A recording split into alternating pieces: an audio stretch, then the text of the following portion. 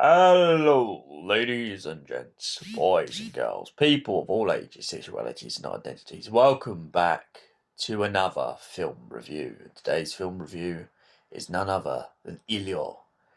Out there in the cosmos of space, there are creatures and things beyond the imagination. The human race has always wondered whether there is life on other planets, but none more than the young lad Elio.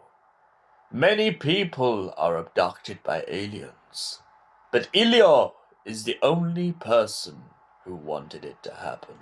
Let's get into the story.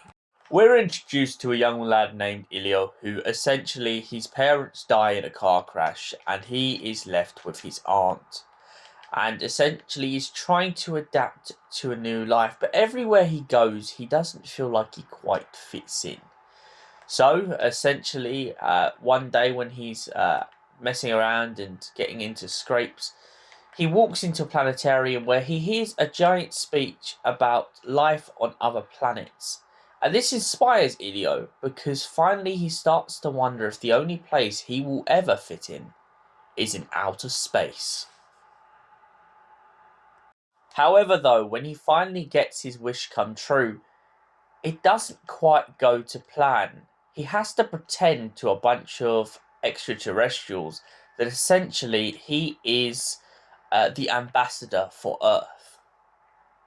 But in doing so, he ends up bringing himself into a conflict in which he must try and make a negotiation with a warlord in hopes that they will spare the galactic alliance and essentially let them thrive and continue doing what they're doing throughout the galaxy by bringing more and more ambassadors on.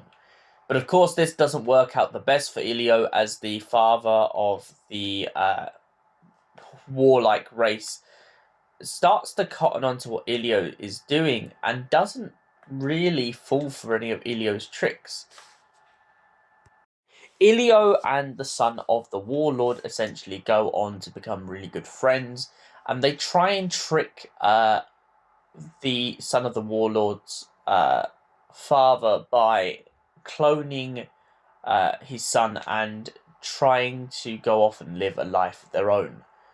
However, when the clone says something that the warlord's son never would, the clone is destroyed, and the Galactic Alliance's facility is absolutely ravaged by the warlord's forces. When things backfire, one of the Galactic Alliance decides to send Elio back home to his aunt on Earth. Meanwhile, on the hunt for the warlord's child, the warlord's child gets stuck in a pod and gets sent to Earth. But because of his need for a constant higher temperature, he does begin to slowly struggle to survive. Back on Earth, however, Elio finally discovers that his aunt really did care for him after all. Even after everything that they had been through, she was just trying to juggle the two lives between her work with the government and their home life. Also, upon discovering that Elio's clone isn't really Elio, they have to use his clone to trick the authorities so they can break into a top secret government facility and save Elio's new friend.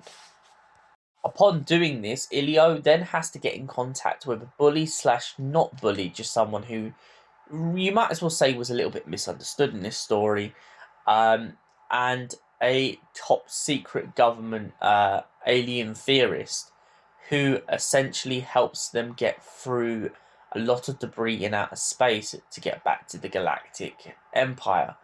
Upon getting back to the Galactic Empire, they then tell the warlord that his son is very close to dying if he doesn't have his temperature increased. Luckily for his son, he gets threaded with what they do a little bit like spider's web, you might as well say, kind of silk, and essentially everything goes right as rain. The Galactic Alliance offers Elio a spot on the council just for his bravery and own sacrifice, willing to help others more than himself. But Elio eventually decides that he does like this offer and he does like the idea of living in outer space, but he never really gave Earth a chance, and now he's going to go home and try and restart with his aunt. So, what would I give this Pixar animation out of 10? Well, it's very strong. It's very similar to such as Luca and such. I also really like, though, the idea that the outer space concept really reminds me of films such as E.T.